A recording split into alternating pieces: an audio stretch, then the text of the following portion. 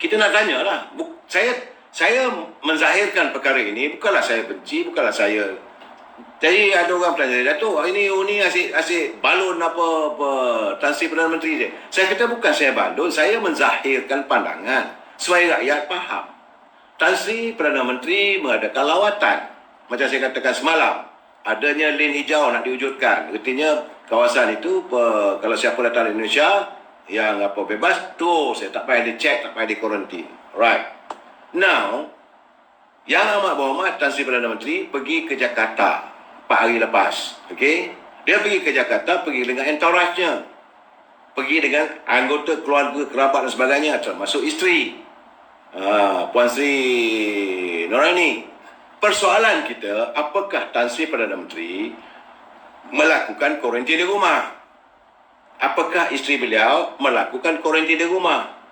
Apakah anggota rombongan, seusaha sulitnya ke, atau seusaha politiknya ke, ataupun teman-teman yang orang-orang perniagaan. Seringkali kalau Perdana Menteri keluar negeri, akan adalah diikuti bersama rombongannya. Satu rombongan, bukan 3-4 orang.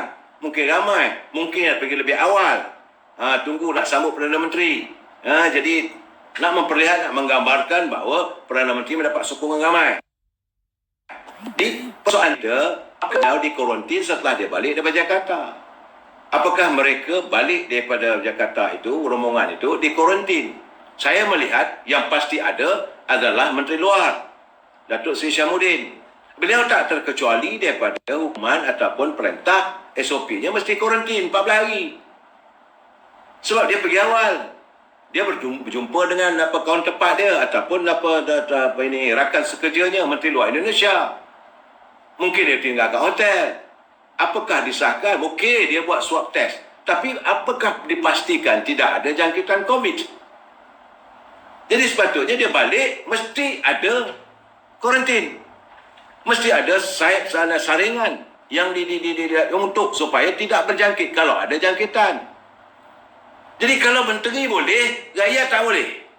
Menteri boleh pergi rentas, bukan sempadan, rentas negara, bukan rentas negeri.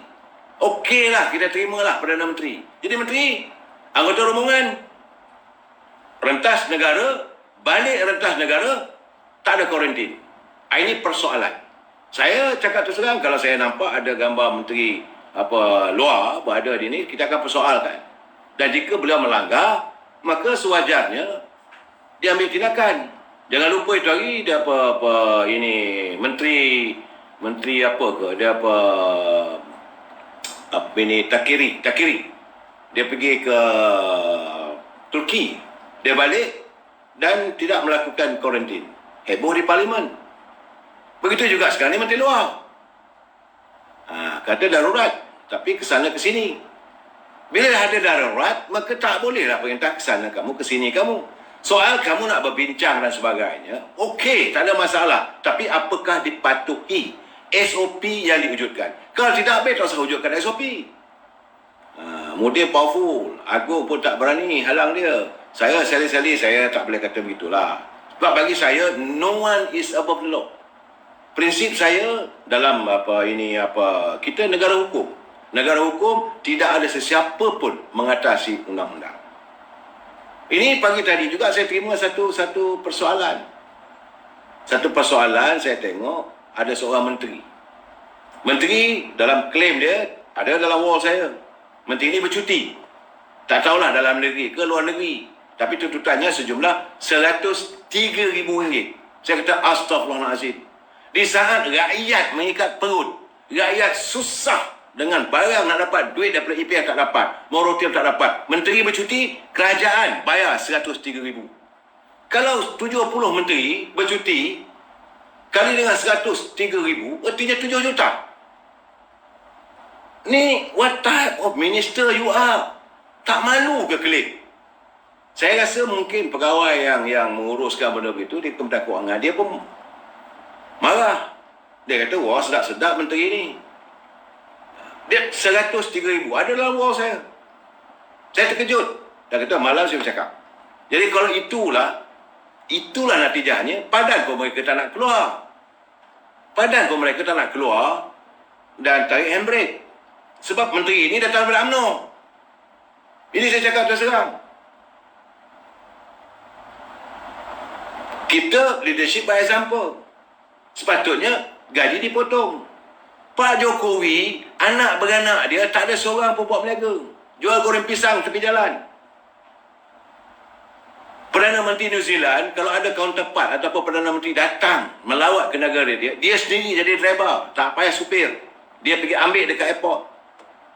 Dan dia pun telah mengumumkan pemotongan gaji 20%. Semua menteri-menteri dia. Dan allowance apa semua itu dipotong. Ini menteri klaim 103,000 untuk bercuti. Kamu bukan untuk buat kerja, kamu bercuti. Memanglah kamu punya hak untuk bercuti. Saleh Tarik. Saya tak mau sebut nama tu, tapi dia datang daripada UMNO. Menteri itu. Sebab kalau saya ceritakan semua detail, ini OSA. Di bawah Akta Rahsia Rasmi Kerajaan. Tak boleh. Kesian pula pemberi punya deep truth, pemberi maklumat saya. Saya tak mau begitu. Saya tak mau mengenai kat orang. Tapi kenyataan ni benar. Dan Kementerian Kewangan perlu membuat kenyataan berhubung dengan klaim sejumlah 103,000 yang dituntut oleh seorang menteri kerana percutian. Di saat rakyat susah. Kalau kita senang, kau bantailah, kita ambil kes lah. Ini masalah ni, kita tengah susah. Kalau begitu, akhirnya persepsi rakyat, kalau satu menteri 100,000, kalau berapa 70 menteri timbalan menteri, 7 juta. Anda semua dah dapat gaji. Bukan sikit-sikit gaji menteri. Ada 30,000, ada 40,000, ada 60,000, ada 100,000. Anda ada gaji. Anda ada allowance. Rumah semua boleh katakan hidup senang lenang. Tapi rakyat hidup menderita. Ini tak boleh dibenarkan. Tak boleh diizinkan. Jadi sebab itu, mereka tak mau keluar daripada kerajaan. Bagan Arak lah Datuk Zahid menyatakan ahli-ahli UMNO peringkat akar umbi telah memutuskan 145 bahagian memutuskan supaya ini ditarik sokongan. Tak nak keluar sebab sedap. Jadi menteri, timbalan menteri, pengurusi JLC, pengurusi Perbadanan Felda, pengurusi Perbadanan Felkra, Risda, macam-macam. Macam-macam jawatan. Dan bila bercuti, boleh klaim. Dalam perjalanan, tak malu ke? Anda bernama menteri, tak malu ke? Pada rakyat yang sekarang ini tengah mengikat perut. Jadi tindakan anda itu bagai mencurah lagi air garam di atas luka derita yang dialami oleh rakyat. Jadi anda ni manusia ke apa? Saya minta maaf bila saya tengok benda itu, saya terkejut. Kalau benda itu tak betul, takkan ada dalam website. Dan saya harus melontarkan. Dan kita menuntut. Saya menuntut supaya Kementerian Kewangan memberi penjelasan. Kenapa perkara ini diizinkan. Jadi tarikh dia buat tu pada 28 Januari 2021. Siapkan tarikh saya ada. Nombor dia punya buat ada. Tapi tak bolehlah kita nak dedahkan. Saudara. Dan ini yang berlaku sekarang ni. Jadi kita merasakan rakyat susah. Kamu senang lenang. Bercuti boleh klaim. Kalau pergi luar negeri, balik klaim. Pergi antara daerah, kamu pergi ke Johor ke, balik klaim. Wow, rakyat susah. Dalam syarikat, kalau syarikat tu rugi, kau nak tuntut apa lagi? Sekarang ni negara kita ni dalam keadaan mengalami kemelesetan ekonomi yang teruk. Teramat teruk sekarang ni. Kalau kita banyak duit, negara kita ni okey. Ada masalah. Tapi masalah sekarang ni, rakyat susah, negara teruk. Kamu buat yang gini. What type of people you are? Langsung tidak ada keperhatian. Itu keadaannya. Dan kita haraplah benda ini dapat di sini.